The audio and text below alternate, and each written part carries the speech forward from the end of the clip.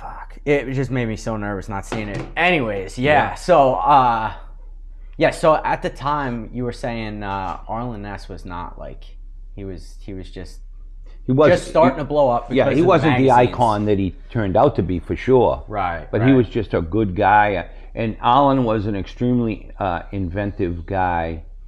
Come up with really cool shit. You know, Arlen started a lot of trends. And you know, he had a big advantage because he had some of the best craftsmen in the country at his fingertips. You know, some of the guys that worked with him, Jim Davis, Munn, all those guys were extremely talented metal guys. And Arlen did most of the paint originally. He had a little spray booth set up in his garage with some shower doors on it, and yeah, I'd go out there and you know we'd do some paint jobs together. And so you knew him before he was? I mean, he was just a home builder. Yeah. Oh yeah. Wow. Yeah, he had a little hole in the wall store, tiny. Wow. Yeah. His whole store was about as big as this bay. That was a question I did want to ask you. Was when you guys were all kids getting started, like, you know, Arlen Fatlin and Arlen Ness and Donnie Smith, all these Mount Rushmore guys. Yeah. What were you guys thinking at the time? Or what was going through your head at the time? Like, did you think that everyone was going to just have the careers that they had? No idea. Or did you even think choppers would even go where they went? You know, I can honestly say there was never a time in my life where I said, wow, I'm going to be doing this. This is what I'm going to be doing. It just We just did it, and you know, things progressed, and you know, you started making money. You know, I mean, I still have my original paint book from 1972, 73, and actually 71, 72, and for a paint job. You know, we did lots and lots of Sportsters. Sportsters were the big thing. Ironheads. Yeah, Evo wasn't Ironheads. even out yet. No. And to do a job like this, right? Paint the tank, 2 fenders, rake the frame, mold the frame, and put some artwork on it was $175. All that work? Yeah. Oh my God. Okay, to do a tank and 2 fenders, 1 color, $40. Wow. But a quart of paint was $7. You know. That is so crazy. Yeah. Oh my God. The fucking quart of oil is more money than that now. Oh, tell me about it. Oh my God. I mean, I just bought a gallon of black, $700 for a gallon of black. Really? Yeah. Oh my God, dude. So you, in the beginning days when you were just starting to make money, did you have a full-time job at one time, or did you? The last job I had was 1970. Okay. I was a line mechanic at a Chevy dealer. Oh wow. Actually, I was a line mechanic at a Chevy dealer because I always worked on cars when I was a kid. That's where it all started. All right. When I turned 16 and I got my license, I immediately started hanging with all these older hot rod guys. And, you know, we got into building cars. And actually, I had a garage. Me and 2 other guys rented a garage. We worked on cars. And then one of the guys got a bike. And then another guy got a bike. And next thing you know, we all of the guy, myself and the other guys, we all started riding motorcycles. And never looked back, you know. Really? Are you still into cars? Yeah, you know, but unfortunately, I got so many motorcycle products. I've got a '66 Bel Air wagon. Cool. It's at home in my garage. I've had it. It was an original car. I bought it probably 25 years ago, and of course, I tore it all apart right away. Pulled the drivetrain out. The body is all done. It's all. The whole body is in primer, and then I just kind of ran out of time. It's stuffed in the corner of my garage, piles of shit on top of it. Yeah. But actually, I know the feeling. Actually, I just got a motor for it about 2 weeks ago. Cool. An LS. Okay. So I'm I was going to just put a gonna whole. ask. Yeah. I'm going to put a whole LS drivetrain in it. I'm going to do it up. I'm going to slam it, and Yeah. Really make a definitely nice resto mod out of it. yeah, but a driver. Yeah. So, but like I say, I've got some other bucket list projects that I have to get done. I'm doing an early, iron head digger, Okay. but a real fancy one.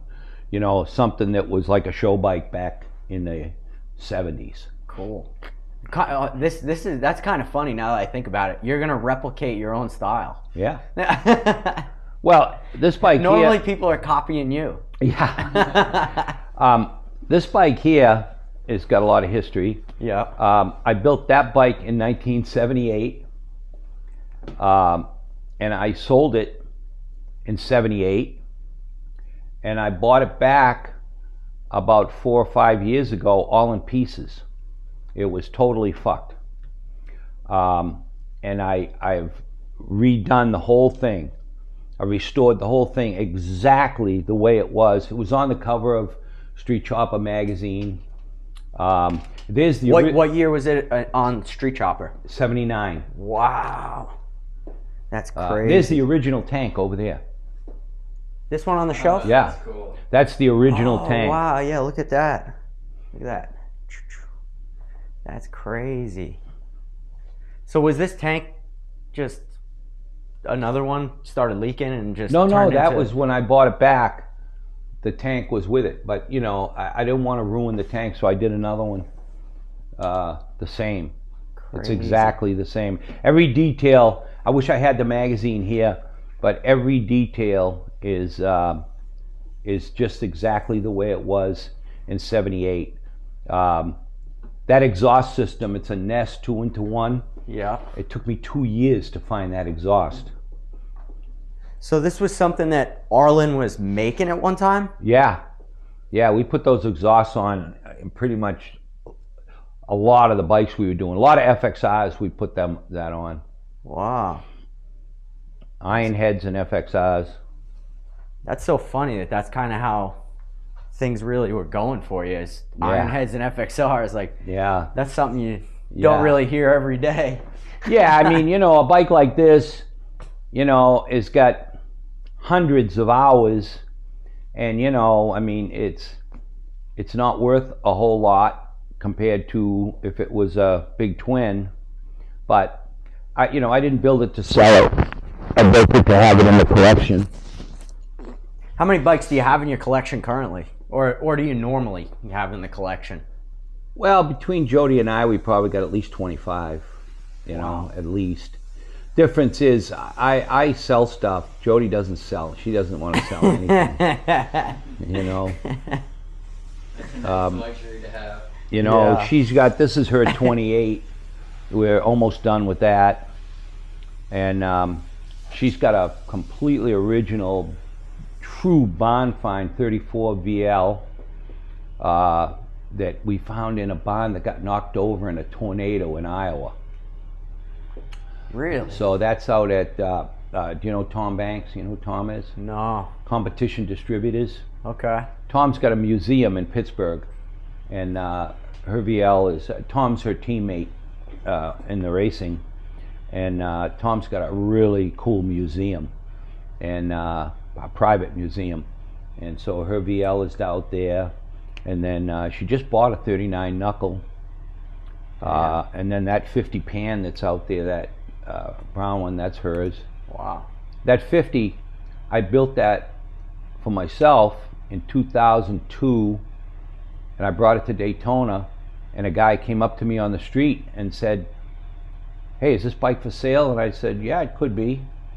He said, "How much?" I gave him a price. He said, "Give me your bank info. I'll have the money in your account tomorrow." Did you know who you were? Yeah, I think so. Okay. Yeah. And sure enough, the guy had the money the next day, so I sold it to him. Guy turned out to be a really nice guy. He was from Virginia.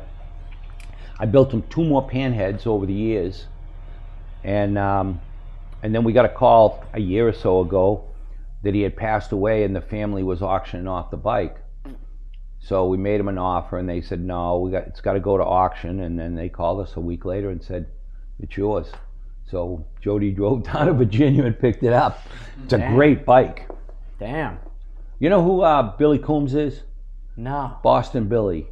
Boston. I've heard of that. B&B Racing. Oh, B&B. Yeah, yeah. He's down in Louisiana. Yeah. Yeah, yeah. Okay. Yeah. I never knew his last Billy's name. an old friend of ours. Uh-huh. And Billy did the motor in that bike. Okay. And Billy did the motor in that 60. That's Jody's 63 there. Billy did the motor in that one for us too. Wow. Billy is truly a character. Yeah. I would love to meet him one day. Yeah. Yeah. He's a cool guy. Really cool guy. Yeah. Talk about stories. He's got some stories. I bet. I bet. I've heard him on Danger Dan's podcast. Right, yeah. He does all the stuff for Danger Dan, too. Yeah, yeah. If an engine can hold together for him, I mean... Right, exactly. You gotta be building it pretty good. Yeah. This next bike here, that dual carburetor bike, I built that in 1990. Actually, 1989. I built that bike. That's an 89-inch. This bike looks like something. Yeah. Another question I wanted to ask you, because this looks like a classic Perewitz King of Flames paint job. Yeah. What year did that name start, or how did that name start, the King of Flames? I can tell you, there was a guy named Bo Pacheco. Uh-huh. Bo was the editor of Big Twin magazine. Uh-huh. Great guy. We did a lot of stuff together. We rode on the Kyle Petty ride together in '99. Cool, man. And Bo just kind of coined that name on me. Did he put it in print at first, Yeah. or was it in real life just kind of a funny Both. thing? Okay. Yeah, both. Wow, that's so Yeah. cool. Yeah, Bo just passed away like in the last year or so. Really cool guy. You know, he was not your average biker. He was actually, he was a comedian Really? and a musician. Oh shit. Yeah, he played in Vegas. That was his thing. And then he was a really sharp guy, so he became the editor of Big Twin magazine for as long as the magazine was in existence.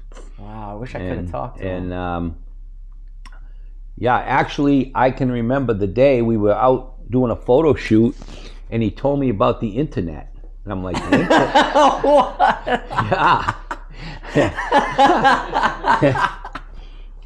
Yeah.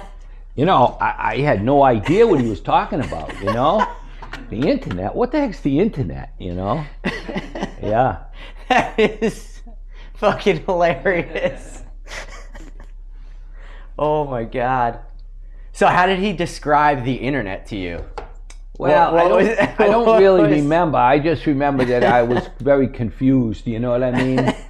I didn't really, you know...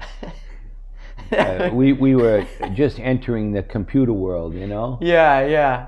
Man, I don't want to be rude, laughing so hard, but I've never heard anyone say that. I've never. Funny. It's fucking hilarious. Oh my god. Was he an older guy? He was probably 5 years older than me. Okay. Maybe something like that. Yeah. Yeah, probably something like that. Yeah. So this is another thing I do if I'm talking to someone big or important, I'll ask people like, what kind of listener questions do you want to hear, you know? So I was hanging out a couple nights ago with your future son-in-law, Bobby Seeger. Oh, jeez. And he wanted to know if you're going to be in the wedding party. If you'll be one of the groomsmen. Yeah, absolutely. I'll be the one that gives her away. Yeah. Bobby's a great guy. Actually, Yeah. I'm going to probably go down and see him in the next couple of weeks. I Cool. told him I'm going to get out and spend a few days hanging with him. Cool. Yeah, he's a Yeah. good hang, dude. Yeah, me and Bobby had a lot of good times back in the TV days, you know, you know, when Indy and Larry we did a lot of shows together, Yeah. you know, us and Indy and Larry, and, you know, Bobby was, he was a cool guy. He was always a cool guy. Yeah. He still is, man. Oh yeah, for sure. Yeah. Yeah, Bobby's got it going on. Yeah, yeah. You know, he talks to Jody. I mean, they're on the phone almost every day, I think, you know? Well, if they're going to get married, I mean, you know. Yeah, right. Yeah. Yeah, no, he's good, man. I hope you guys eat some good food when you're down there, too. Oh, I'm sure we will. He's the king of food, man. Yeah, I know. I texted him the other day. I was like, hey, man, I'm going to be by the shop. You want to get some breakfast? And he's like, nah, I'm not available, but I just know if you want to find out all the good food spots in New York City, right. call Bobby. Oh, yeah. Yeah, we're going to go to the block party this year. Oh, cool. You know, we haven't been able to go for the last 4 or 5 years because Jody's been always either on the Cannonball or the Chase. Oh, okay. Is she not doing that this year? No. Okay. Thought maybe they just didn't. Yeah, so we're planning on going down there. Cool. Actually, you know Bare Knuckle Paul? Of course. Yeah, I'm doing a big paint job for Paul. So I'm picking it up in Sturgis and I'm going to deliver it to him at Bobby's. Really? Yeah. FXR? Yeah. Wow. What awesome. else? What else? Yeah, of course. The only motorcycle Harley should just keep making. It's been really great because I've been doing a lot of paint jobs for builders around the country. Yeah. You know, Nick Trask just sent me one over there. I'm doing for Nick. I've got another one coming from a builder in Canada that I've done 2 or 3 builds paints for. I just did 2 CFLs. One from Jesse? No, they're from guys that are building them. Okay. Mark Hendricks, you know who Mark is? Like Hendricks Motorsports? No, Tobacco Road, Harley Davidson.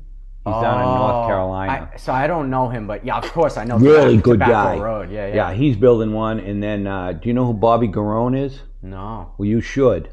Wow. You Dave, definitely. It's rare. Rick knows it's rare. I don't know a lot of names, dude. You're Bobby fucking Garone blowing my mind, dude. Has got.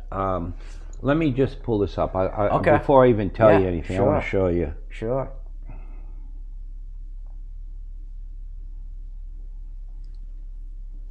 Yeah, I'm really getting that. Well, it's going to take me a little bit to find this here. Oh, that's all right. We got all the time in the world. I got to show you this. This is pretty cool.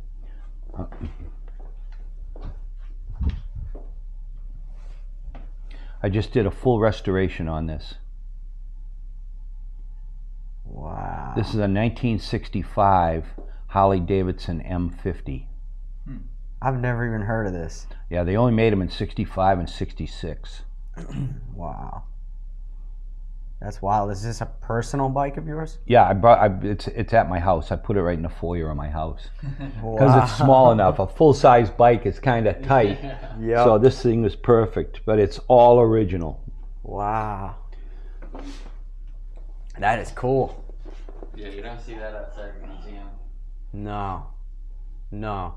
So you had said back in the day, Arlen Ness had a lot of people to pick from out in California. Were you, over all these years being in this business, were you ever tempted to move to the West Coast? No, not even remotely. Okay. I mean, we travel a lot. I've always traveled. I've been everywhere in the country. I got friends everywhere. Yeah. There's nowhere I want to be but here. Okay. Yeah, I'm assuming you grew up here then. Yeah, I grew up like 10 miles from here in a city called Brockton. Oh, yeah, okay. You know, big city. It was a lot different when I grew up, though. Yeah. A lot different. Was it better or worse? Oh, it was much better. Oh, okay. Yeah, it was much better. I gotcha. Let me show you this. This is the first big twin that I ever had. Wow. And that was in Street Chopper magazine. Did you buy that brand new? No. It was just an old shit box that I bought and I redid the whole thing. Well, I mean, you said the first one. I mean, a shovel head, that's a cone case shovel. I mean, right. I figured maybe it must have been a pretty new motorcycle at the time, though.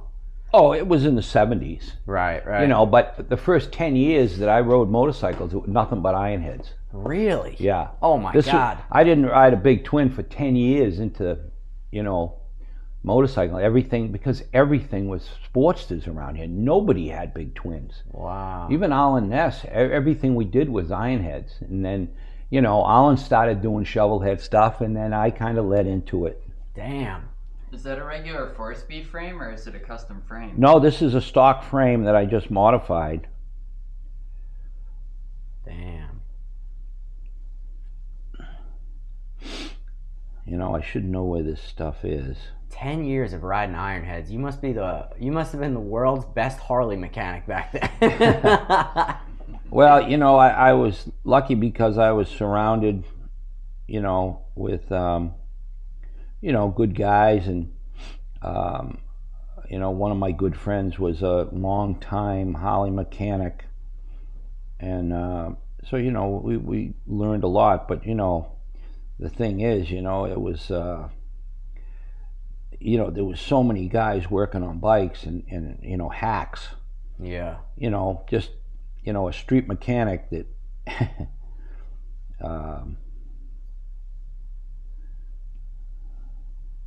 Yeah, we're still digging up plenty of those bikes, that's for sure. Yeah, I got to show you this one. This is a good story too.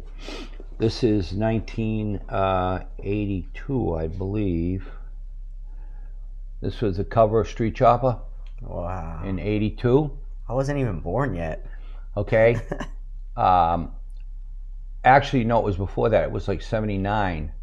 I was in my little store in Brockton, and I get a letter in the mail from a guy from the island of Curacao. It's off the coast of Venezuela. Okay. And he says, I'm interested in having a bike built, and I've reached out to several other builders, big builders in the country, and nobody's responded. If you're interested, let me know. So I wrote the guy a letter. He wanted a big twin digger. And I wrote the guy back a letter, and I said, yeah, I'll build you a bike, $7,500. So about 3 months later, I get a check in the mail, a bank check in the mail for $7,500. Really?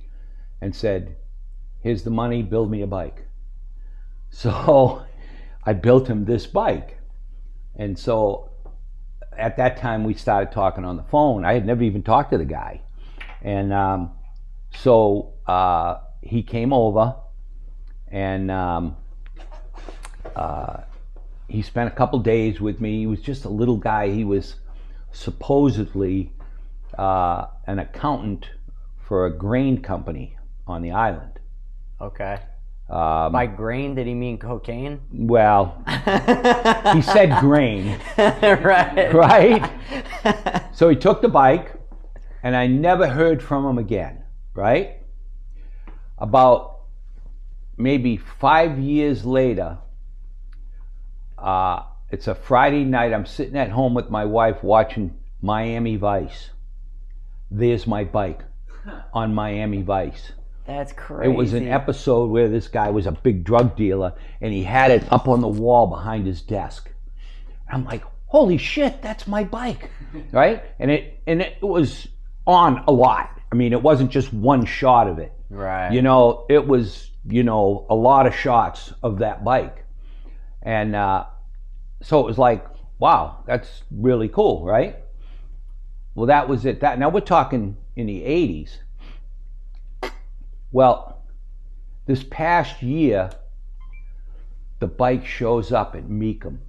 Really? In Vegas. Were you there? Did you happen to No, be there? I saw a guy called me from, I think he was maybe from Detroit or somewhere, and he said, there's a digger, there's a nest digger at Meekum.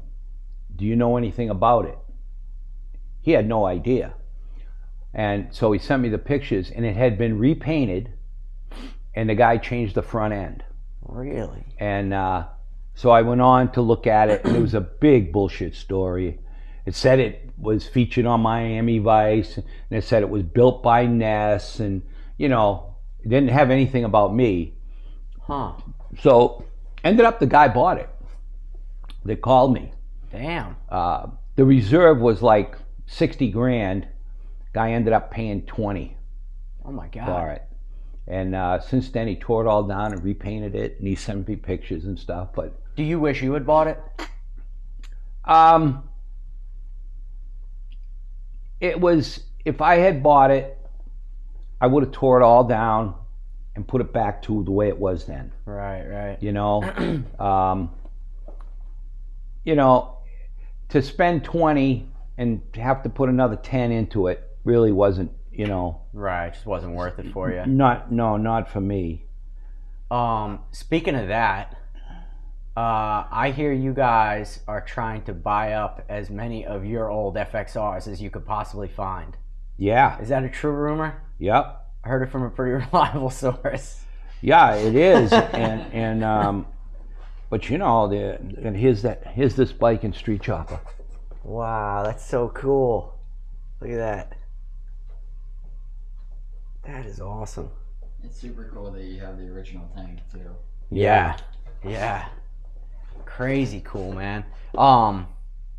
Yeah. How many FXRs do you think you built over the years? Oh my God, dozens and dozens. A lot. We wouldn't, you know, and you know, for a while there, for a couple of years, I was building them. I'd build one like once a month, ship it to California. I'd fly out to California, spend a week, sell it, and then come back. You know, I mean, I had a lot of friends. You know Keith Ball is? Yeah. Yeah, I'd fly out, usually stay with Keith. Him and I would just ride and hang for a week. And, you know, I'd either have it sold before I went or I'd sell it when I was out there. Damn. Yeah. Keith Ball is the guy that should have tried to introduce you to what the internet is. That guy's an innovator, man. Oh, yeah, for sure. Yeah. He would have been a good one to explain the internet. Yeah, definitely. While you're looking through your phone, I guess I'll fill in some space while we're talking Sure. about that. This episode is brought to you by Bare Knuckle Performance, bareknuckleperformance.com, for the home of the highest quality parts made in America for your Harley Davidson, FXRs, Dynas, Sportsters, Baggers, and Indians now. And any of your custom choppers, man, hit up Bare Knuckle Paul. He's the man. You guys know the deal. Oh, I didn't know Paul was a sponsor. I would call him a friendly sponsor. I don't know what you'd call him, but he's the man. Yep. Yeah, Paul. I hate calling people sponsors, or what's the other word when people pay you to do shit? Endorser? Am I even thinking of? Yeah, sponsor. We'll just call it a sponsor. Yeah. Yeah. Yeah, Paul does some really cool shit. Yeah. You know, it's really cool for me to see a guy, young guys like Paul, Right. you know, doing all this cool shit. You know, his stuff is always nice. You know, it's, you know, and of course there's a lot of young guys now that are doing stuff, which is great. Yeah. Dude, I'm gonna let the cat out of the bag. I just fucking put 2 and 2 together. You said you're doing an FXR for him? Yeah. Is it gonna be for that FXR tour bike, that supercharged one? Could be. Damn, dude, that's gonna be fucking sick. Yeah. It's cool that he's going so hard in the paint on it. Oh yeah. Literally. Oh, that's gonna be fucking insane, man. God, I hope he didn't mind me saying that. He's kind of letting the cat out of the bag on a lot of that stuff. Like that supercharged engine, he was sending me pictures like months before that. But now he's got it on his Instagram and stuff like that. Oh, that's fucking awesome. That is cool. This is also brought to you by the Bump Shop Diaries. Bump Shop Diaries on Instagram, the bumpshopbackroom.com for all of the coolest vintage. So the only place you could get Crazy Gentleman merch. So hit him up, man. Evo Jesus. Bumpshopbackroom.com. And I've got a video here. Oh, here's Wayne.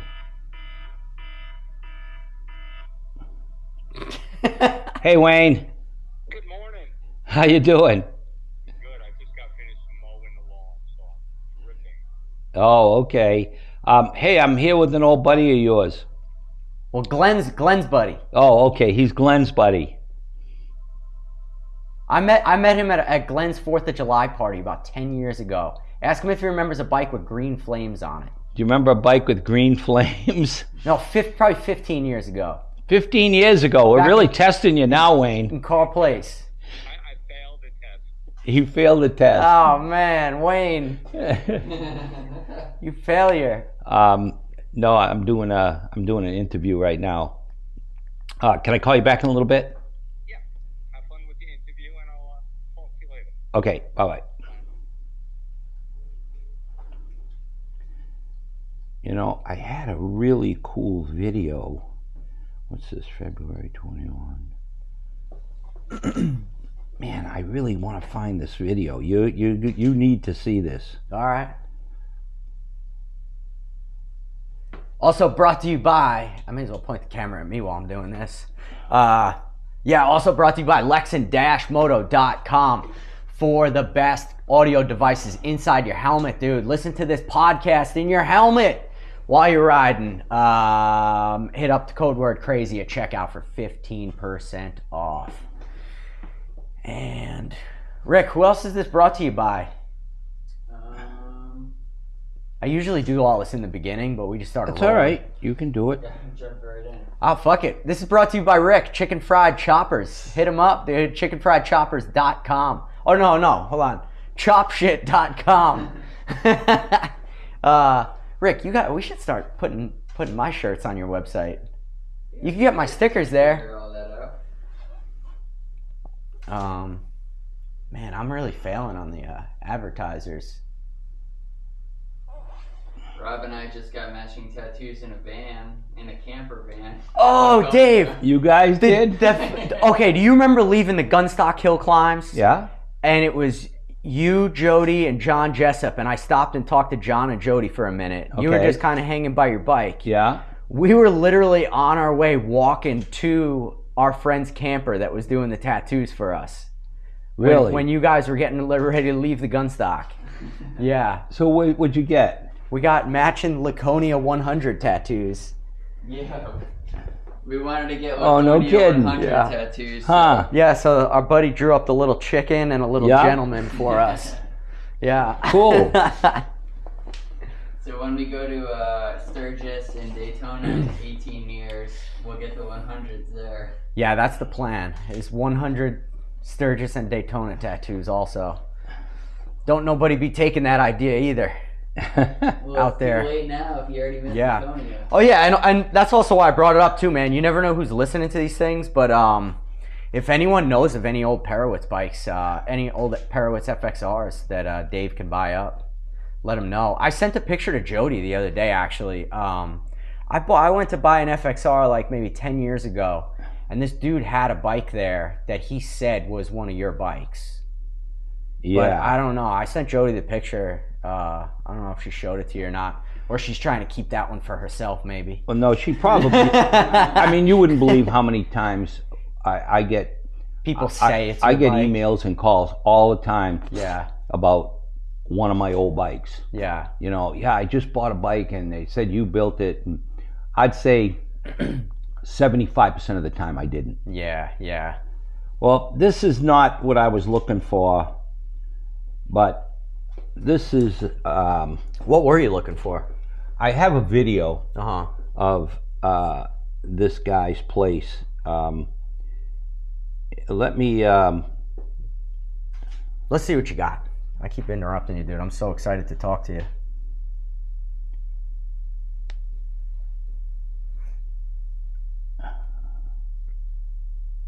Okay, this is.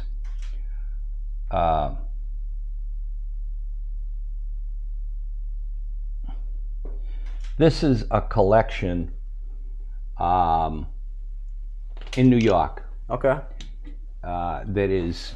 He's got well over 100 bikes.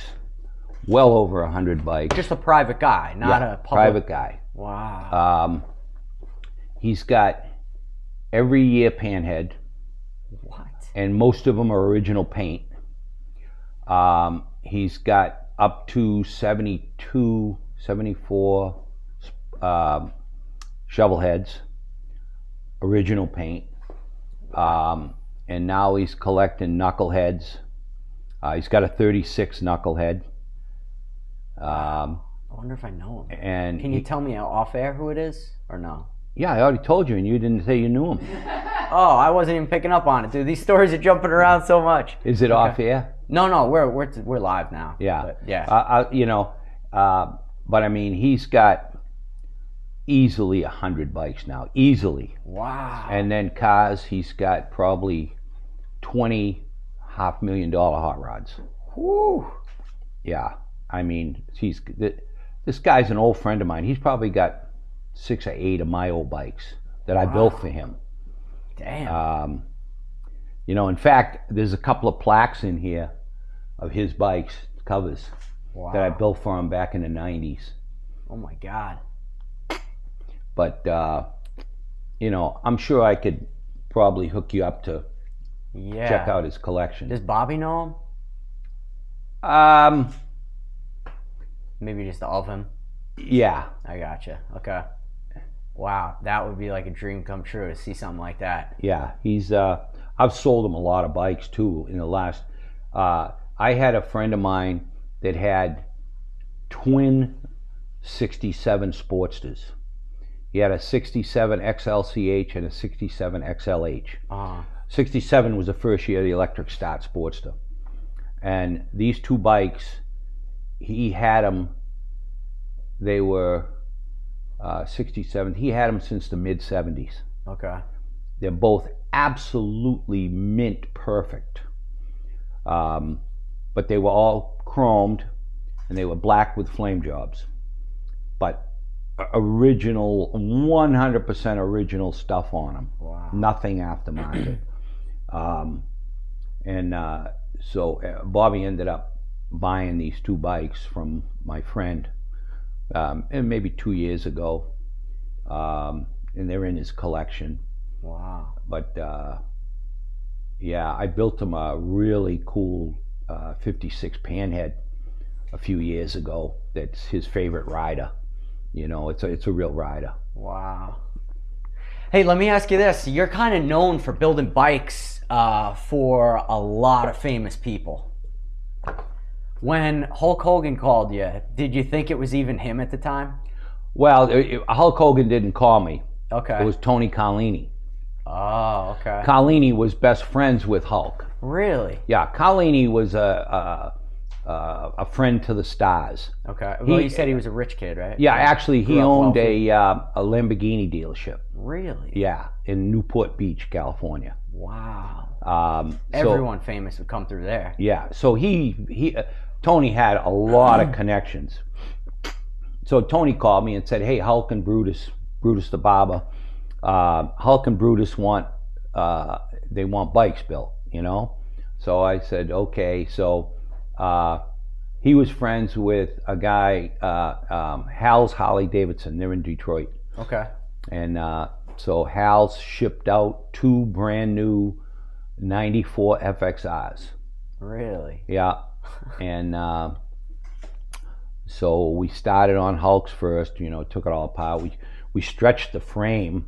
I mean, we stretched everything, moved the controls out, you know, because Hulk was so big. Yeah. And Hulk was really a cool guy, truly a cool guy. Really? He came to my old shop in Brockton, and we had to put sheets over the front windows because, you know, the word got out, and like every mother and their kids was in my parking lot. I mean, it was like, I don't know how many people all in the parking lot waiting to get, you know, because, I mean, Hulk was a big, famous guy at the time. I was going to ask, what year was this? Was it in 94? Yeah. Okay. Yeah. Oh, yeah. That was like peak Hulk. Yeah. Right? And actually, I thought there was a picture. Is there a picture over here? No, I guess not. There was. I've got a picture somewhere of Hulk and Brutus with Jody and my other 2 kids. Wow. I thought it was over there, but I don't know where it is. But yeah, Hulk was really a cool guy. We ended up building the bike for him for a movie Okay. that he was doing called Thunder in Paradise. He was a Navy SEAL, and they were filming it on St. Petersburg Beach. Mm-hmm. And so we had a deadline. It was Easter week. So we had to be down there like Easter Sunday. And me and two of my guys, we drove the bike down. Now, prior to this, Hulk would call me every night at like 11 o'clock. I'd get a call from Hulk every night for like 2 weeks. How's it looking? How's the bike? You know? And was he just kind of a nervous guy to be bothering you like that? Or no, it was cool. Did he like you as a friend and you're just bullshitting on the phone with him? Yeah. No, just bullshitting on the phone, you know? And so we delivered it, and he said, why don't you... We actually spent Easter Sunday at his house with him and his family. Really? Having Easter dinner. That's crazy. And it was another guy there. I can't remember his name. He was the guy, the producer for Baywatch. Okay. He was a big name back then. Okay.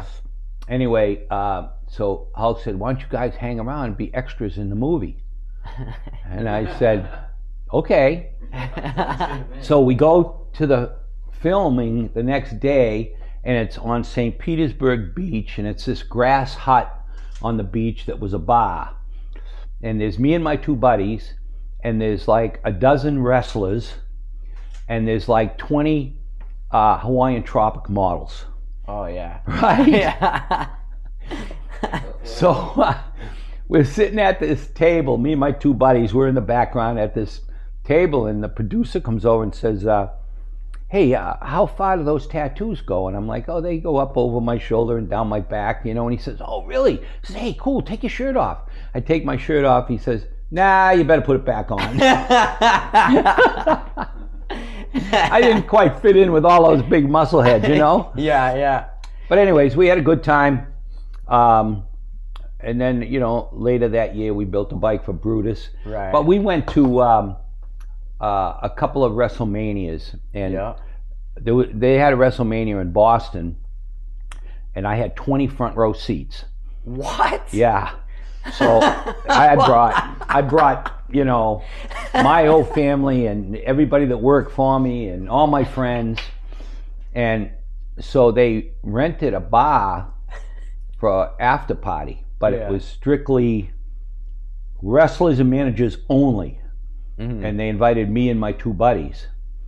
So we went, and man, I'll tell you what, talk about a wild party. Yeah. I mean, these guys were up dancing on the stage, and so there was 2 or 3 female wrestlers there.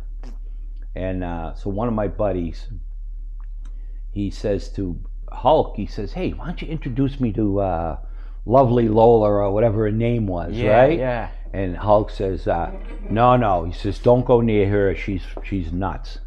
Right? So then Brutus came over, and he says to Brutus, hey, introduce me to her.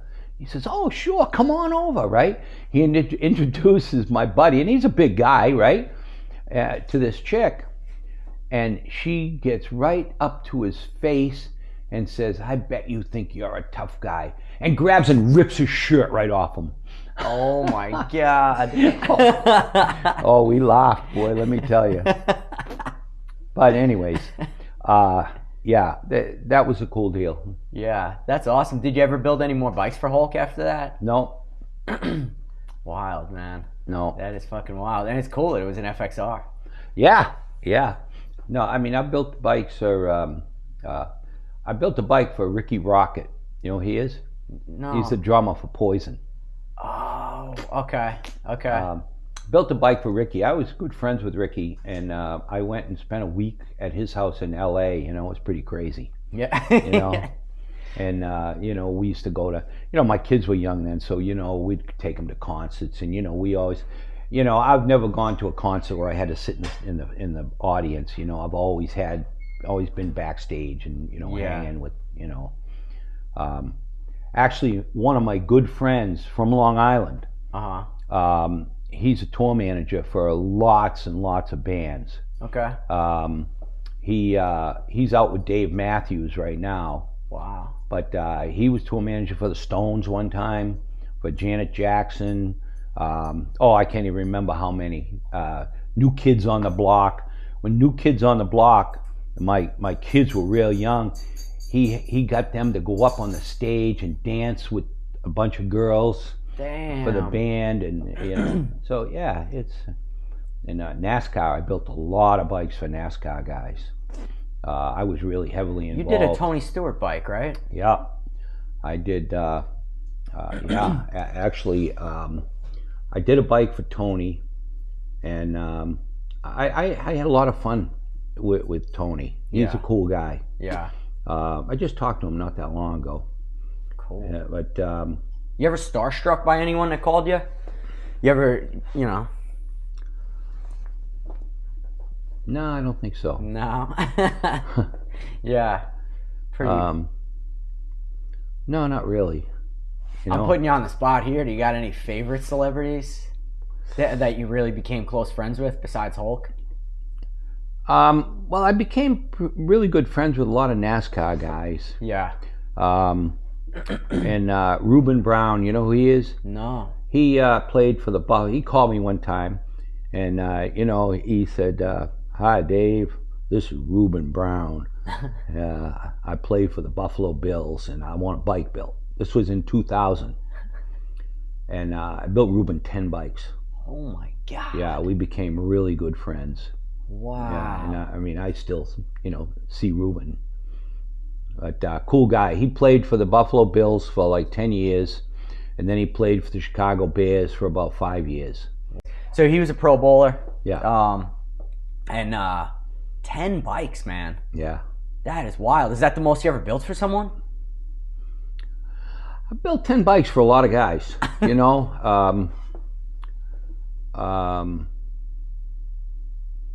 guy I told you, my friend Bobby from Long Island, that's got that collection. I mean, I probably built 8, maybe even 10 for him. Damn. Guy named Doug Robinson, he's from Pennsylvania. I built him 10 bikes. Is he someone famous too? Doug Robinson? Doug was, he was a big CEO of a huge insurance company. Oh, okay. I'll tell you what, one of the coolest things though is when you build a bike for a guy like that, these celebrities or business guys more so, you call them and you got to go through 8 secretaries to get to them. All I got to do is say I'm the guy building them a motorcycle, and they put me right through direct. That's all I got to tell them. Yeah. That's awesome. When they say, "What's this about?" I say, "Yeah, I'm building him a motorcycle." "Oh, I know he wants to talk to you." Right? Yeah. That's awesome. Yeah. That is cool. How do you generally get so many of the high-end clientele? Is it just being you? Just your name through the years? Yeah. They just word kind of of find mouth. you at Totally. this point? I've never advertised ever. Really? Never. Wow. What year did you go from home garage to your first real shop? Well, I built my first shop in 1971 behind my father's house, which was like a little bigger than a 1-car garage. Okay. I was there from 71 to 79.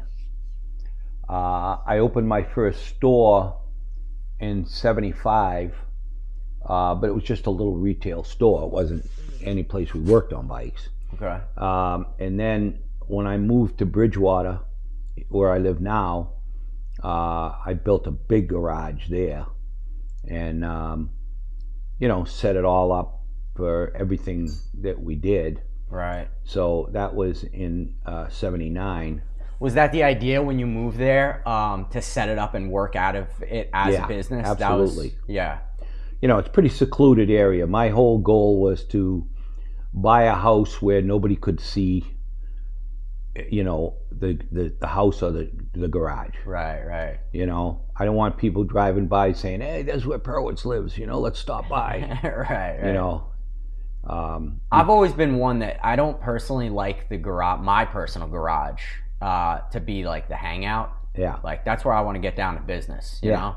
I do love hanging out in garages. Obviously, I'm kind of halfway doing that for a living. Yeah. But I guess you're the same way. This ain't a hangout. This is where you're building world famous bikes. We're not I worked beer on these fucking things. I worked there from 79 to 2003. Oh, wow. And my store was only open 4 nights a week. Okay. My store was open Tuesday to Friday from 6 to 9, and then Saturdays. Okay. So anybody that wanted to get a hold of me, they'd have to get me at the store. Right. I did that for so many years. Were you mostly painting at this point, or are you doing a lot of fabrication, just everything? We were doing everything. Yeah. My garage originally, I've added on. My garage is 24 by 40, and I put in a big spray booth. You could paint a car, and it's got a full second floor. And then I added a 16 by 20 addition on the back of that, which turned out to be our assembly area. And then I built another building behind that, 20 by 30. And, so I mean, I've got, in the end, the big garage was just paint. The second section was just assembly. And the third building was totally fab and machine shop. Wow. And then I built a big building right down around the corner. Okay. 12,000 square feet. And I built that building in 2004, and I was there until 2015. Wow. It was every bike builder's dream building. I mean, I built that building as a bike shop. Right. It had everything. Right. And I spared no expense. Right. And but then when the economy really turned around, we had a average a year and a half backlog on $75,000 bikes. Wow. We were building just as fast as you could crank them out. Yeah, we were building probably 15 a year. Send me 10 grand, I'll put you on the list. Wow. I'll call you when we're ready to start. That's it. How many years did that go on for? That went on for probably from 2004 to 2010, 11. Wow. Something like that. That is wild. Yeah. When was the first time you were on Discovery Channel? Is that what really kicked it off? 2003. Oh, 3. Oh, so like a year later, you were already like, things just exploded. Yeah. Wow. Did you almost feel like it was the next day after that thing aired that things just exploded? No, it just seemed, you didn't really think about it. You know what I mean? It just started happening, and I was pretty busy even before that. Right. Actually, the first Discovery show in 2003 was filmed at my old shop at my house. Really? Yeah. What was your first time on TV? Was it a biker build-off, or was it something else? I think no, it was before that. Actually, I was the national spokesperson for Allstate Insurance. Okay. For 4 years, from 90. No, wait a minute. No, that was after that. No, I worked for Camel. Okay. I did the Camel Roadhouse tour. Oh yeah. From 98 to 2002. No, Discovery might have been the first time. Okay. Was Camel filming also when they were doing all those bikes? Not TV stuff. There was, random. You might got a shot here and there. Well, actually, no. The first time I was on TV was with Jesse James. Okay. With his first Motorcycle Mania? Yeah, Motorcycle Mania. Okay. He was in the Camel program with me. Okay. And he called me one day and said, "Hey, I just got a call from the Discovery Channel, and they want to film, they want to film a show, and they want me to ride across country to Daytona." He said, "You want to be in it?" I'm like, "Yeah, sure." So it films us in Daytona, and we're all riding. I had built a chopper, and we were all riding into the Camel deal, and then they interviewed me, and Huh. Yeah. Camel really knew how to pick them, dude. They had some really good builders. I'll tell you what, the Camel program was the best thing that ever happened to me, because the people that I met doing the Camel program followed me for years and years after that. My deal with Allstate, well, I had a deal with Wild Turkey that came from Camel. I was a spokesperson for Wild Turkey for a few years. I built them a bike. You know, I had a sweet deal going there. And then when they called me about the Allstate deal, that was all reference from Camel. Wow. From the guys from Camel. And, you know, of course, that was truly the dream job, you know, Yeah. Allstate. They had me doing over 30 events a year. Really? And they were paying you for every event? I took on it, and I couldn't believe it. I'm like, holy shit, I can't believe how smooth this bike is, and it's a 5-speed. Yeah. I was totally impressed. From that day on, boy, we did a lot of FXRs. Yeah. Yeah. Yeah, that was one of the other questions I wanted to ask you is how you took it back in the day, because a lot of guys hated that bike back in the day. Right. Exactly. Well, when they first come out, they were really, everybody thought they were god ugly. Yeah. But, you know, we gave them, like there's one up there, see that hot bike plaque? And there's me with a girl? Yeah. That bike was your typical FXR, stock frame just raked, little Ness fairing, it's got a Ness pipe, painted wheels, you know, just nothing crazy. Right. We did lots of those kind of bikes, lots of them. Yeah, I mean, I mean, if I think of like the history of FXRs and stuff, I would say you and Arlen Ness. I mean, pretty much like when you think 80s and 90s FXRs, those are the guys. Yeah. Now, I mean, honestly, of all these magazine covers too, I recognize maybe 5 of them, but that is one of them that I've known. Yeah. That's like one of those pictures that's inspired guys forever. Like you got the chick, you got the FXR, you know. Yeah. Big biker dude, you know, you know. Now those 2 plaques next to it, the Easy Rider and the V-Twin, that's this bike right here. Oh, wow. That's 1990. Damn. Yeah, this bike was on 4 different magazine covers. Jesus. That is wild. This yellow bike we haven't talked about. Okay. What's up with that? Is there a cool story there? Oh, yeah, very cool. The guy that I actually built this bike right here for, the Sting.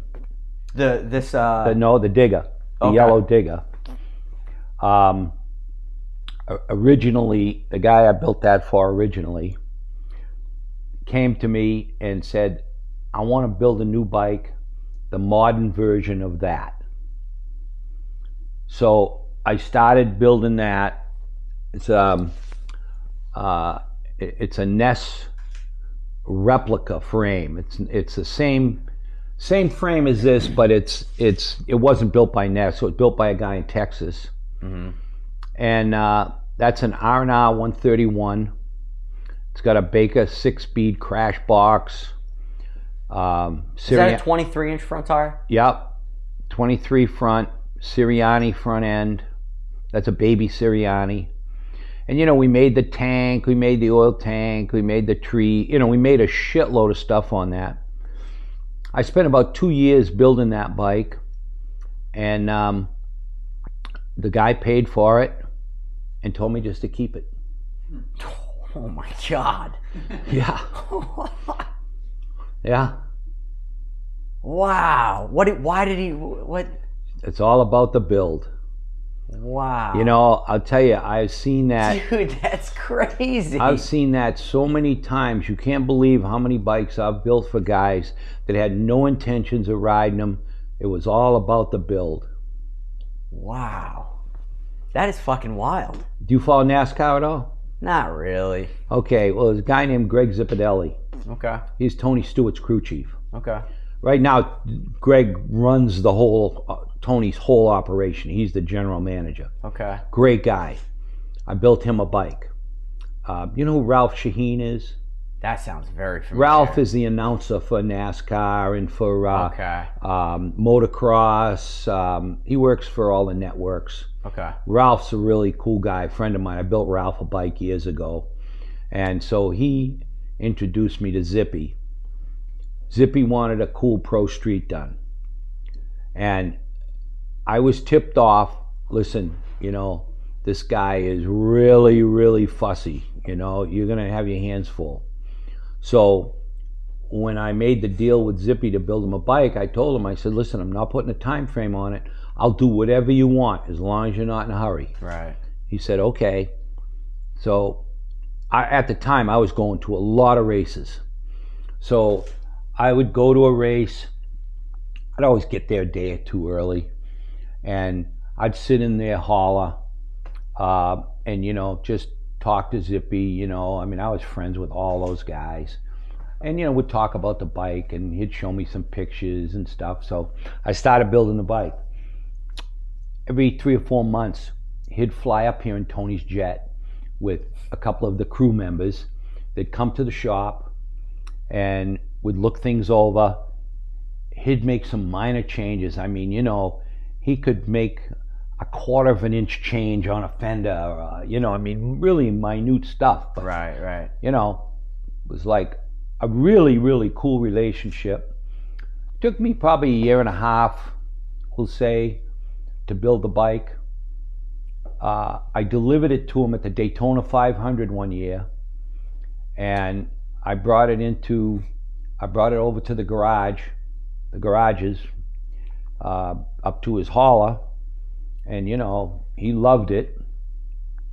And he says, well, why don't you ride it over to my coach? I'm like, no, you ride it.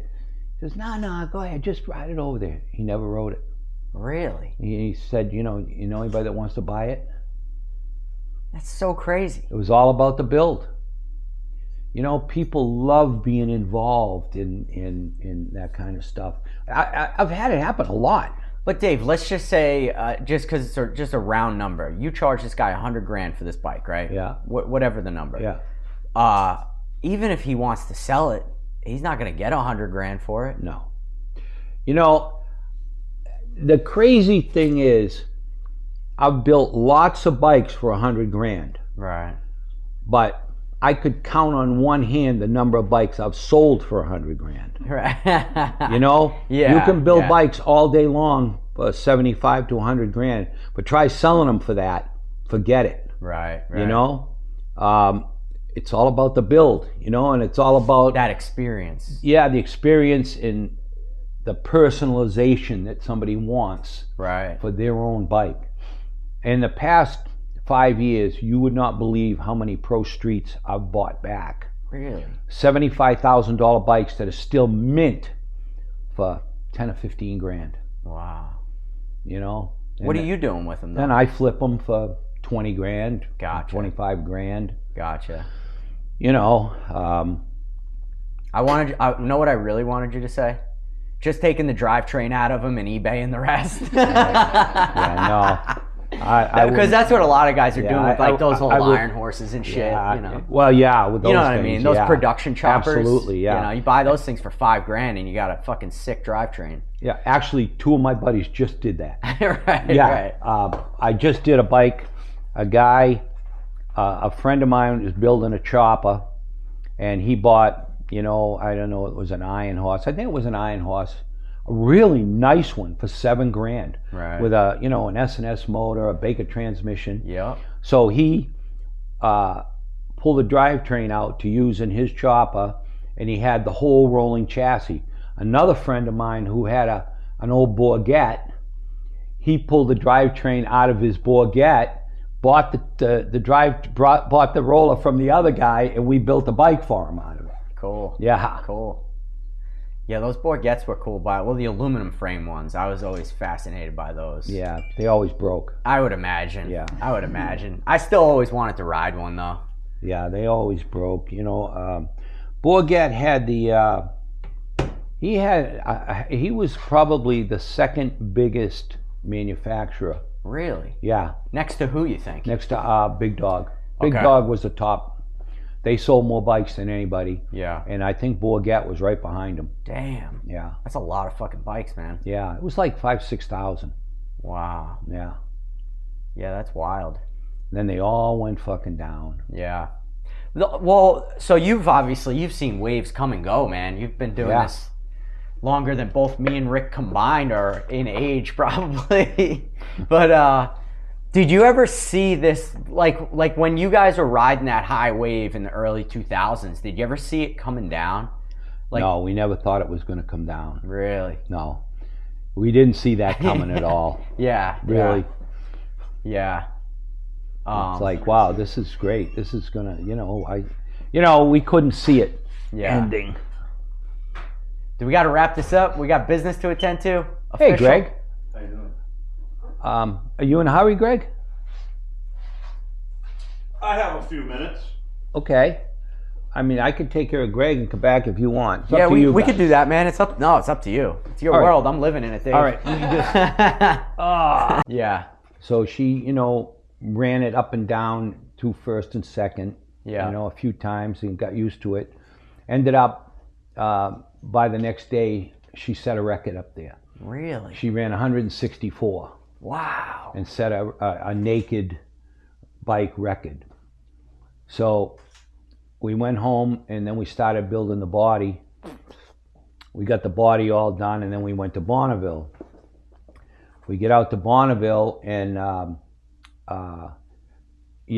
the promoter, Dennis Manning, who's an old friend of mine, he comes over to us and gives us this big speech. You guys come here, you're really a high profile deal. Don't think you're going to show off. We want to make sure that she knows what she's doing. Right. We're not going to let you, just get out there. We don't want to see anybody get hurt. This whole big spiel. And then a short time later, the head guy from the AMA, he came over and gave me the same speech. So when you go to Bonneville, you have to get licensed. Right. So there's a 125 license, then there's a 150 license, and then there's a 175 license. So she got out there and did the 125 license. Ran, in the 120s. Beautiful. Now, Jay Allen had told her, because she talked to Jay a lot. Yeah, he's the guy to talk to. Yeah, and Jay had told her, that you can hit a crosswind and it can literally move you over 20 feet in a second. Really? Yeah. And so the second run, she ran, like 150. And so then she went out for the third run, and at like 160, 170, she hit a crosswind, and it just like moved her right over, and she handled it great. And so he came back in, and they came over to us and said, wow, she did a great job. She can handle the bike, and so on and so forth. Right. So the next day, she broke the 178 record. So she got her first record at Bonneville, and then she went for more, and we ran 182, then we ran 186, then we ran, 190, and next thing you know, she ran 202. And I mean, she was the first woman to ever go over 200 miles an hour on a V-twin. Really? Yeah. That's but then nuts. we were so excited. She went out to make the backup run, and we didn't get all the salt off the bike, and it overheated, and she dropped the valve. So the record that she actually got was the 178. Wow. But we went over 200, so that was a pretty big accomplishment. Then the next year we went back and, we ran 200. She set more records, and, and we got to the point where actually, I think the record that she held on that bike was 203. So then we decided to build a new bike. Okay. So we built another bike with a 120 in it, and that bike made 315 horse. Jesus Christ. That bike was turbocharged. On same thing, Yeah. twin cam. Yeah, twin Platform. cam. Yeah. Wow. And so she ran 214 on that bike. But, we raced for 7 years, and by the 7th year, we were getting tired. Yeah. It was killing me. It was like taking up my whole summer Right. You know, working on the bike, going to Loring testing, getting it ready again, then going to go to Sturgis, then go to Bonneville. So we ended up hanging it up. Right. Right. You know, and we just, you know, my crew, you know, the guys that drove the truck and trailer, they were getting kind of tired. There's a whole production You know, doing this. Yeah, you know, it was just like time. Right. Right. Does Jody still own the bike? No, both bikes are in museums. Oh, okay. Yeah, actually, the last bike is in the Sturgis Museum. Cool. Nice. Cool. And the first bike is in a private museum up in Maine. Okay. Yeah. Wow. Actually, the private museum in Maine, I built that guy probably close to 20 bikes. Jesus Christ, dude. Yeah. Wow. Yeah. Yeah, that is wild. Hey, man, I wanted to ask you this, too. I don't know if you remember. It was me, you, and Billy Lane, and it was probably like 2009 at a bar called Jugs and Strokers on Long Island. Yeah, sure. I remember that place. Yeah. You had said something to me that night. I was just asking you questions or whatever, and you had said, I would never want to start getting into this business now. And I always wanted to ask you that. It just always stuck in my head, you know, like you were happy that you started when you started, is what you were saying. But it always stuck in my head, and then now, fast forward fucking 15 years now, with social media and all that, what do you think of that now, if I were to ask you that?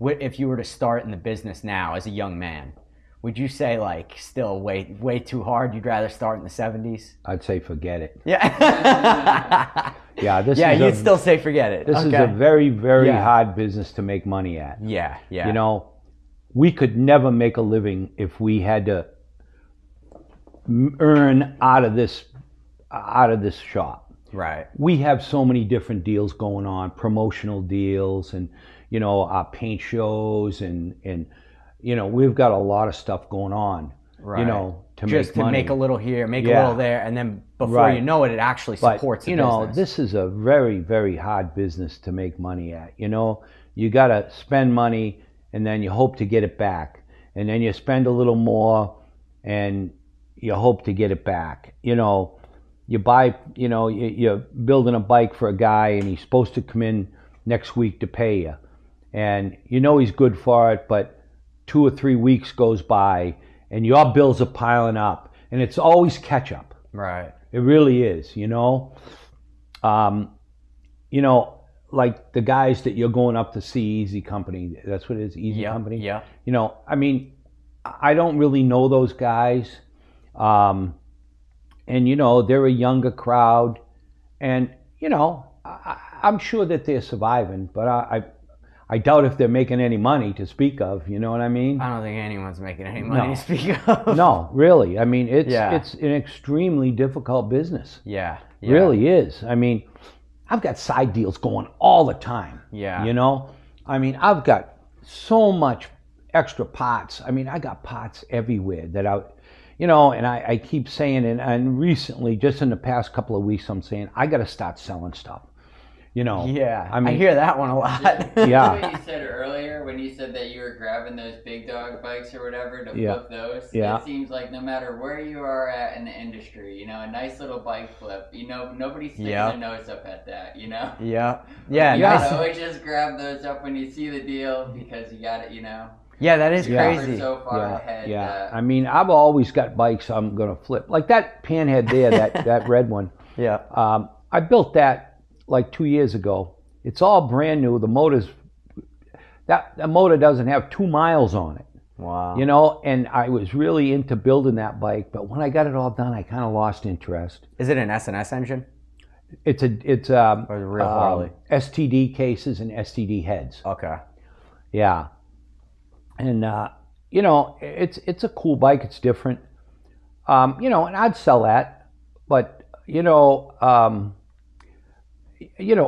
like I say, I flip a lot of bikes, and you know, I don't really, generally speaking, you know, I got to make some good money on them to buy them. I'm buying them real reasonable, Right. you know, and selling them reasonable though, Right. you know, and So one of my newest projects, there's that frame that's over there, not the rigid, but the other one. Mm-hmm. That's an original early NES swing arm frame. Wow. That's the same frame as on this flame bike right here, this dual carburetor bike. Wow. I didn't really say too much about this bike here. Yeah. That's got 2 front cylinder heads on it. And actually Wayne did all the machine work on that. Really? Yeah. When I built it. And we moved the intake port on the front head to the right side. So it's got a carburetor coming out each side. That bike is the very first bike to ever have a set of billet wheels on the street. What? Yep. What year was that? 1990. Holy Or 1989, shit. yeah. A guy named, you know who Sandy Cosman is? Yeah. Yeah, Sandy Cosman built me those wheels. Wow. Yeah. Sandy built race wheels. And I was with him one time. He was more of a car wheel guy, right? Didn't no, he do car no, wheels? race stuff. Built Okay. all race stuff. Okay. And so Sandy said, hey, what do you think about putting a set of these wheels on the street? I'm like, yeah, I think that'd be really cool. He says, send me 2 hubs and I'll build the wheels. Wow. So yeah, that bike is the first bike to ever have billet wheels. Wild, man. Yeah, that's a statement and a half. Yeah. Yeah, that is just Especially crazy. what came immediately after it. But that bike, Yeah. I sold that bike. It's funny. That was my everyday rider. And I took it to Sturgis and I sold it in Sturgis in 1990 for 20 grand. And let me tell you, 20 grand was all the money. Yeah. I was like the talk of the fucking industry. Perewitz got 20 grand, right? And I sold it to a guy in Wisconsin. Yeah. And he called me about 10 years later. Yeah. And he had gone to jail. He just got out of jail. He needed some money. And, he said he wanted to sell the bike. So I flew out there. Flew to Minneapolis, borrowed a truck from one of my buddies, drove out to Wisconsin. And I ended up buying this bike. And actually, when I was there, he had a panhead basket case sitting there. He had a panhead motor sitting in a fucking milk case. And the rest of the parts all scattered around. And I said, what are you doing with this? He says, a guy owed me money and bap. That's that 50 pan that's out there. No shit. Yeah. So I bought both of them. So I got back to Minneapolis and my friend Don Nolan, my tattoo artist friend, he said, boy, I'd really like to have that bike. So I ended up selling it to him. Wow. And so it was in his collection and he died about 3 years ago and he left it to me and Jody. Wow. So we have it back. You don't have to answer this question, but can I ask you what it cost you to buy it back? Well, he gave it to us. Oh, when I bought it back? When you went to 10. the Midwest. 10. Okay. Wait a minute. Either 10 or 12. Might have been 12. Okay. Yeah. Wow. That's a good deal. Yeah. Damn. Yeah, for sure. Oh, I meant the good deal because you got the money to build it and then you got it back so cheap. Right. And Yeah. I mean, if I was going to sell that bike today, I mean, a good deal too. I think even 10 grand is cheap. I could sell that bike today, no problem, for at least 50. Wow. Because that's a very, Because of very the history iconic. and yeah. The stuff, anything with history now is bringing a lot of money. Yeah. Sure, Yeah. absolutely. Yeah, I've seen that. The last few crazy bikes I've seen bought is always a lot of history going on. Yeah. Yeah. The stuff with history is truly bringing the money. Yeah. Especially because if it's still the same throughout all the years, and Right. nobody took it apart and Yeah. nobody changed it up, if it's still, you look at the magazine and you look at the bike and it's the same thing, Yeah. oh yeah, this is Yeah, terrible. I've got, I had a guy call me from New York that's got a really, really iconic early Ironhead bike that was built in the Bay Area. But he fucking sandblasted it. He took the original paint off it. Oh, God. So it's not worth shit. You know what I mean? If it had the original paint, it would be worth, it was a part, but even if it had the original paint apart, it'd be worth probably 20. Sandblasted, it's worth maybe 5. Right. Maybe. Man. That's crazy, Yeah. man. 5 because you really want it. Right, right. You're right, exactly. Right. Yeah, you'd have to really want it. Yeah, yeah. Damn, that's wild. Speaking of iconic bikes, what's an iconic bike to you that might not be so known to everybody else that we could go home and look up? Like what? Do you have the one that got away? Like the one that got away, you know? Yeah. Well, I mean, one of the most iconic bikes was an Alan Ness bike called the Silver Lady. Okay. Built that like in 74, 75. Damn. And you know, you guys can look it up. Actually, it was for sale. I think it went to Mecum this year, but it was repainted. Okay. So, you know, that kills the value. Yeah, yeah. Was it one of his older diggers or yeah. like? Oh yeah. Yeah. Yeah, old digger.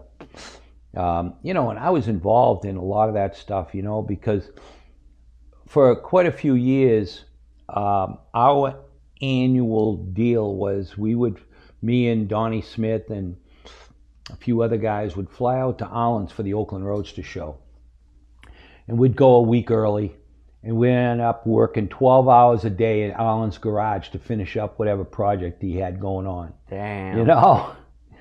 Talk about a dream team putting yeah. bikes together out Yeah, there. that double. Remember the double that he built? It's in Ted's museum now. Yeah, you sent me a picture of that. Yeah. Oh yeah. Yeah, For yeah. I was very involved in building that double. The Yeah, purple really? bike with Yeah. the Twin- dual Weber. Yeah, twin carburetors. Sportsters, Yeah. 2 Sportster motors. Yeah. Yeah. That was the Yeah. bike you went out there to That was one of throw a them. hand in? Yeah, one of a Wow. few. Yeah, it was. And you know, Alan used to come to Laconia every year, ship a bike out here. Right, right. You know, yeah, we you know, there was a lot of camaraderie back then too. You know. Yeah, yeah. You know, back then you knew every bike builder. You know, everybody that was building anything substantial. You know, you knew them. Yeah. You know, somebody would come to the Rats. Rats whole show was a big deal. Yeah. And you know, somebody shows up with a really cool bike. Wow, who is this guy? Where'd he come from? You know what I mean? Right, right. Yeah, it was one of those deals. So when you were younger, I mean, you guys fucking started this industry. I was gonna ask who you looked up to when you were younger, but there was no one. You guys started it. Alan Ness. Like, You know, Alan Ness Yeah. for sure. Yeah, yeah. But he was only a couple years ahead of you, really. I mean, Yeah, well, there really wasn't, you know, I mean, before that, there really wasn't, you know, any substantial yeah, builders to speak of, you know what I mean? yeah. Rick, you had a question? Yeah, like with you and Donnie Smith and everybody, like at what point did you guys realize that like a lot of people are paying attention to what we're doing? You know, like something had to happen, like you produced a bike or something that like things changed after that bike, you know, like, or things changed after this event that you guys were all at, and it just kind of sent it in a whole new direction. Yeah. Well, the only thing I could say about that would be discovery, you know. Yeah.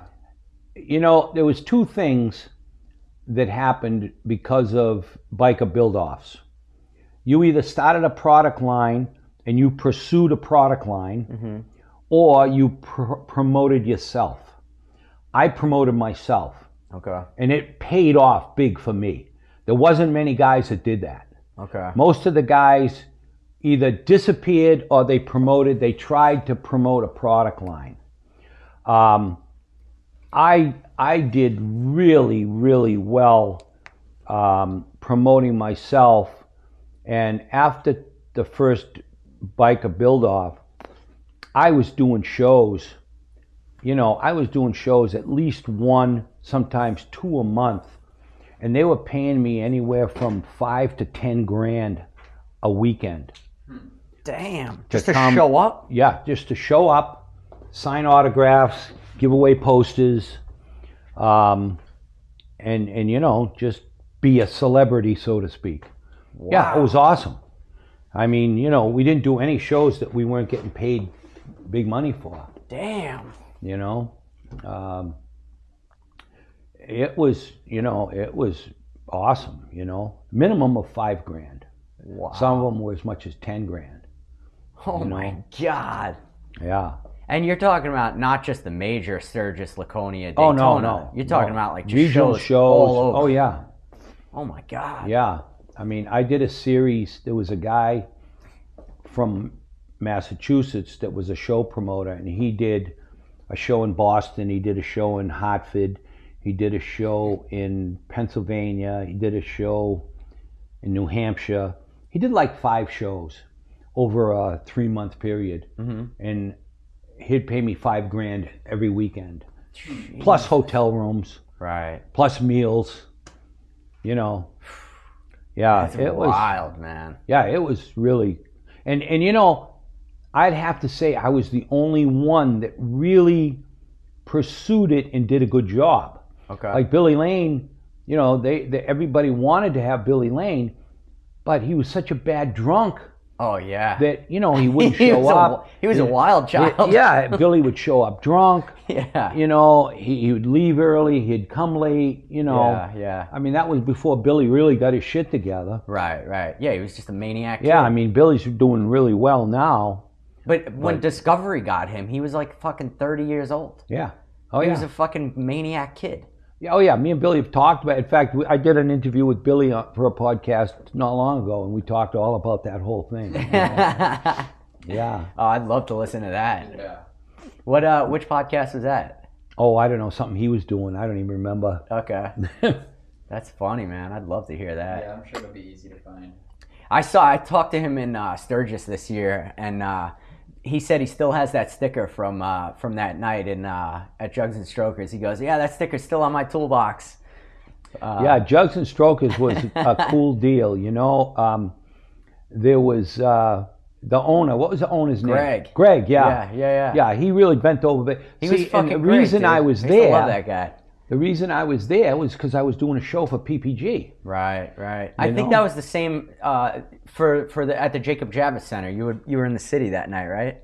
No, I was out on Long Island Oh, okay. doing a paint show. Okay. You know, that PPG was paying me to go and do regional paint shows too. Gotcha. You know, like a manufacturer. Oh yeah, that's right. I couldn't. The Javits Center's in January. I remember Yeah. riding my bike there that Yeah. night. Yeah. And you know, it was you know, that I always liked going to Jugs and Strokers. That was a cool Yeah. deal. Yeah. That was always my favorite place. Spent too much time in there, probably. Yeah. You know, Yeah. there was a waitress in there, and I mean, she was pretty hot, Oh, they were all hot to work there. and she really didn't want to give me the time of day. You Uh-huh. know, I mean, not that I was hitting on her, but you know, I was just being friendly, and she didn't want to give me the time of day. Then all of a sudden, she was like my best friend. You Yeah, know? I wonder why. Well, it turns out that her old man was a Hell's Angel, Oh, okay. and he came in, and I knew him. Yeah. And you know, so he told her, he says, "Hey, this guy's okay." And then, you know, next thing I know, she's, you know, Yeah. my long lost friend, you know. But Yep. you know, it was cool. Yeah, that was always my favorite place to hang out. But yeah, funny backtracking on that too. I asked Billy. I don't know if I actually asked him that question or it came up, but he said the same thing that night. He's like, "I don't know, man. This is a tough business to be in." He's like, "I don't know if I'd do it over again either." You know, I got a friend of mine, a kid that worked for me. He was always a hot rod guy, Yeah. and he came to work for me as a fab guy. Like probably 10 years ago. Uh-huh. And he worked for me for a couple years. It was the first time he was ever introduced to motorcycles. You know, Really? he had never ridden before or anything, and he came from a lot of money, but you would never know it at all. Just a nice kid, and so he was doing some custom paint and anyways, to make a long story short, he decides to open up a motorcycle shop. This is maybe a year ago, year and a half ago. Okay. My God, this kid, he has got probably one of the fanciest fucking motorcycle shops you'll ever see, right? He's got probably $2.5 million in the building. Jesus Christ. I mean, this place is like, you go in the showroom, there's big leather couches, big screen TVs all over the place. He's got a whole service area, and he's got a whole fab machine shop. He's got a big spray booth. Is he getting that many bikes in the door? He's probably got 20 or 30 bikes in there easily. Huh. But, you know, he's just got endless amounts of money. You know, I mean, the inventory. I mean, he's got all, you know, crazy amount of inventory, all high-end shit, you know. Do you think he's going to make it? Well, I think he'll make it. His wife is involved, and she's really, really good business person. Okay. He isn't at Okay. all. But she keeps it, you know. But, yeah, I think he'll make it. But it's only because he's got endless amounts of money. Right, right. You You know? know what I always said? Anyone I know in the bike business that has a Yeah. lot of money or did really well, Yeah. they did well in another business, and now they're in the bike business. Right. Yeah. You know? Yeah. It's hard, man. Like, you're one of the rare guys that really started in the bike business and did well in the bike business. But that's Yeah. like a 0.5% of guys that do that. It's like you're Yeah. less than 1%. Yeah, you know, and know? believe me, it wasn't easy. Right, right. You know, I mean, I never worked an 8-hour day in my whole life. Right. You know, I mean, you know, I worked 12, 14 hours every single day. Yeah. You know, and fortunately my shop was at my house, so, you know, the only time I left, you know, had to leave was to go to my store at night. Right, But then I'd go back to the shop and finish paint jobs. right. You know, for years and years, on a Friday night, I'd get home at 10 o'clock and have to work till 4 in the morning finishing up paint jobs that had to go out that day, Saturday. Damn. You know? But, you know, that's what it's all about. What's the big trick to the flames? Do you have a behind the door secret? Experience. Yeah. You know? I mean, It's such a signature flame job that you do. yeah, I man. mean, I've been doing flames since the very beginning Yeah. of my painting career, you know? And, Were you all self-taught? You just like Yeah. buy an airbrush one day and yeah, a yeah. fucking roll of tape and start going? That's it. Wow. Yeah. Wild. Yeah. No, like old hot rod guy taught you when you were a kid. Like, The only thing that ever taught me is when I was a kid, I used to hang out in a body shop, and I Okay. used to just watch the guys paint. right, right. You know, my friend's father owned the shop, and you know, it was a cool place. They had a lot of hot rods there and stuff, and I just watched them. And then when I worked for Chevrolet, I got my first spray gun, and I set up a spray booth in my father's lawnmower shed. It was like a 5x10 shed on the back of my father's house. I put an old kitchen fan, the one you pull the chain, Yep. in the wall for an exhaust fan. I had a little electric heater, and I went in there and, you know, did my first paint jobs. What was it on? Do you remember your first paint job? What was it on? Probably a bike or- Sportster. Yeah. Yeah. Actually, see that picture over there, that small picture of that yellow chopper? Oh yeah, next to the big wrench. That was my first chopper. Wow. That was actually my first Sportster. That was a bike I bought in '69, and that picture was in '71. Wow. That is And, crazy. Yeah, I mean, that was the coolest. I think I have to go over there with the camera. That is wild. How old were you at the time, Dave? I was probably 21, 22. So that bike was pretty new. What year was the bike? What's that? What year was the 64. bike? 64, so Yeah. 71, so it really wasn't that old. No, I bought that bike in '69 for $800. Yeah. Oh my God. Yeah, and it was a good running bike. You know, it needed nothing. Wild, man. And so the story behind that, right? The story behind that is I went to Laconia in 1970, Yeah. on my stock first year in Laconia. Okay. So I'm riding home, and I look in my mirror, and I see this guy coming up behind me. He's way behind me, and he looks like he's on this chopper. And I'm watching him, and as he got closer, I mean, this guy is like right out of the movies. Big, long chopper. He's sitting back, you know, so cool. And it's like baby blue with a custom paint job. And he whizzes past me. I said, you know what? Next year, I'm going to have that bike. And that was it. I went home. We cut that bike all up. I cut the frame. We extended the neck 12 inches, put like 44 degrees of rake in it. I bought a 19 over Springer. We made the seat, made the sissy bar, raised the tank. Wow. And that was one of my very first really custom paint jobs. It was a metal flake paint job. Wild, man. And I sold that bike for all the money. I got $2,000. That was all the money. I lived on that money for about 3 months. That's awesome. You know, man. I sold that bike for $2,000 and bought 2 or 3 more with that $2,000. Would that bike be one of the bikes that you would just give $1 million to get back? Oh yeah, absolutely. Are there any others that you just wish you had back? That you just really? Yeah. There is definitely a few. There was a rigid Nest bike that I built that was pretty iconic. You know, there was a bike that I built in '86 to compete on the national show circuit. It was a number 2 in the country, and it was a turbocharged Sportster, Ironhead. Turbos. What year was that? That was in '86. God.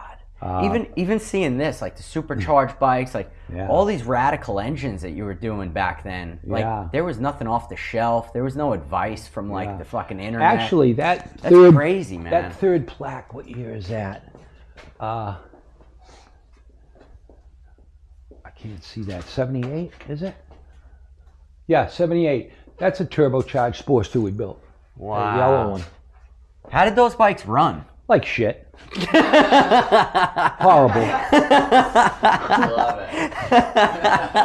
Yeah, hard to start, you know. No. That's awesome. I see a picture of this huge trophy in the corner. Yeah. I see a picture of you, and it looks like just all the hamsters. No, that. Oh, you guys got yellow shirts on. I'm assuming Oh it's yeah, hamsters. on the bottom picture. Yeah. That was our first fall foliage run in 1993 in New Hampshire. Wow. Yeah.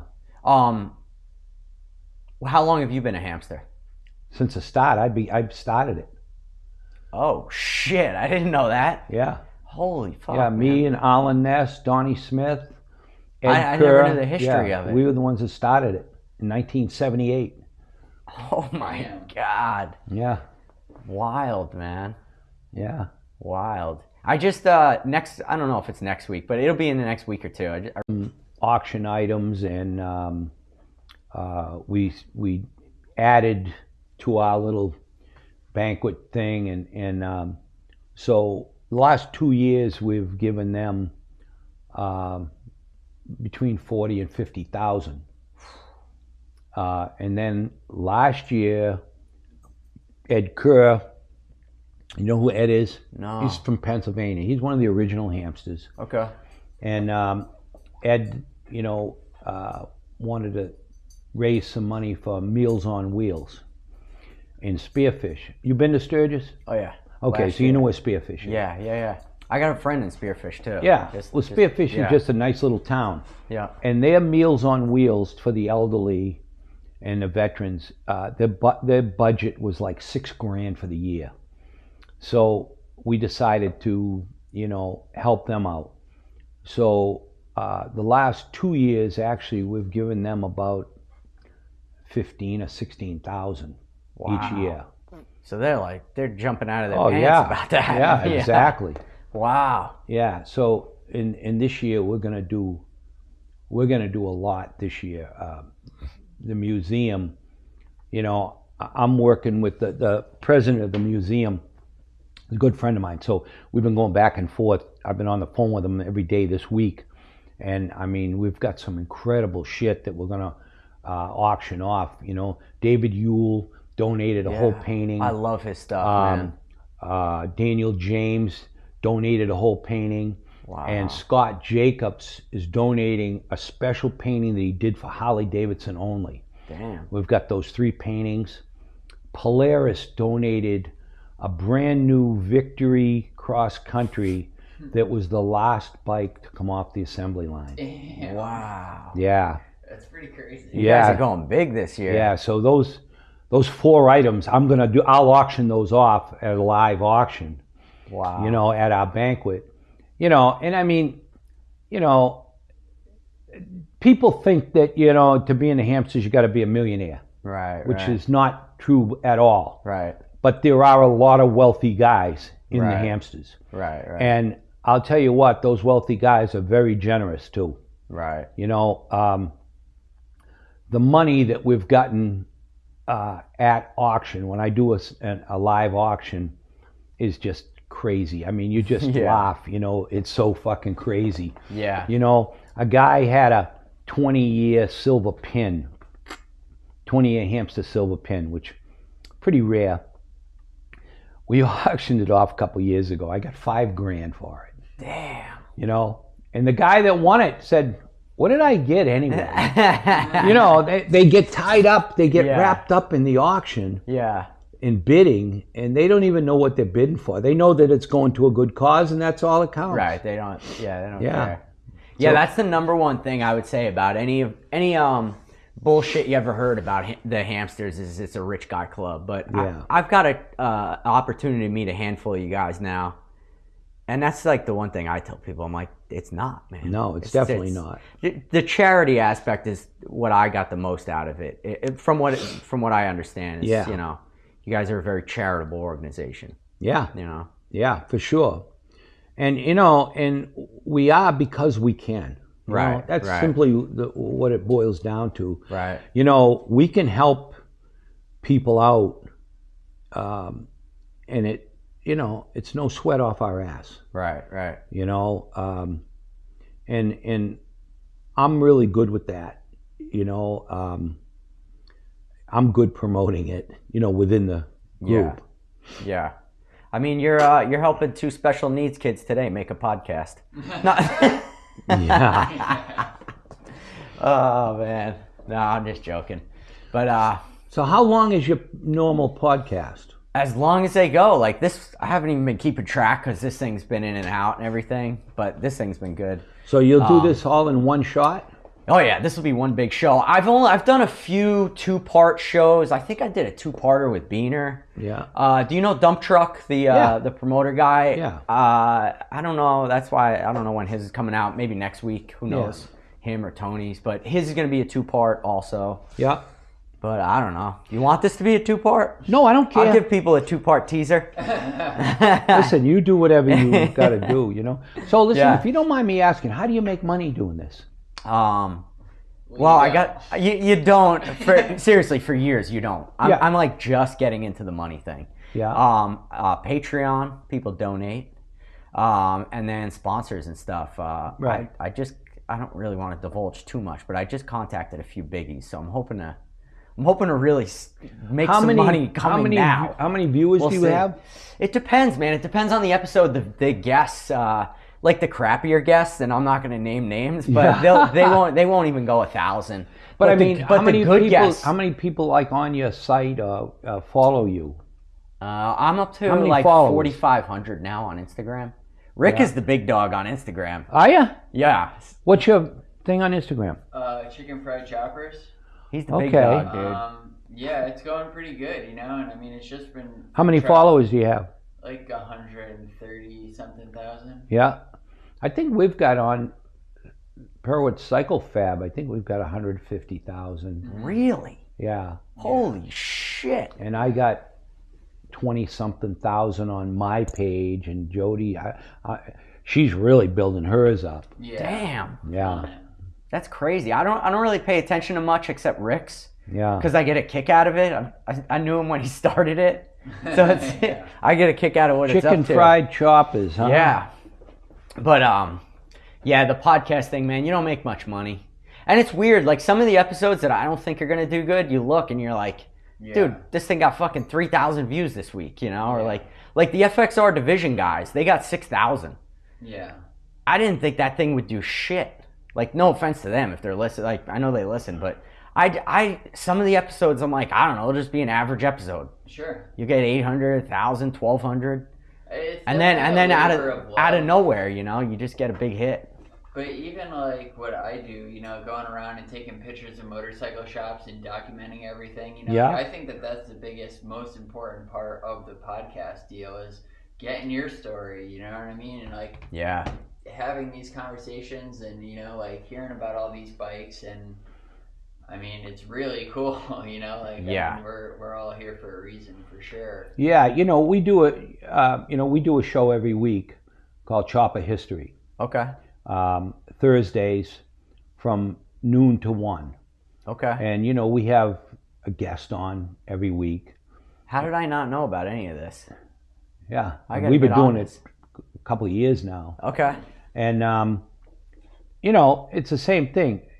You know, we'll have we had a guy on last week. Is this off the record? No, but if you want, honestly, if you want, we could just say goodbye now. We've been going for a long time. Yeah, okay. Yeah. You want to just tell people where to reach you? Yeah. Okay. So they can reach us at Perewitz. Just, you know, my site is D Perewitz and Cycle Fab Perewitz, Jody Perewitz, any one of them. Yeah. Will get you to where you need I to feel go. like you're the kind of guy who, if you don't know who you are, Yeah. you know, what do you Yeah. want? What do you want to do? Open Yeah. up a book, kid. Yeah. Google it or something, man. Right. All right, man. I'll see you guys later. See you guys next week. Okay.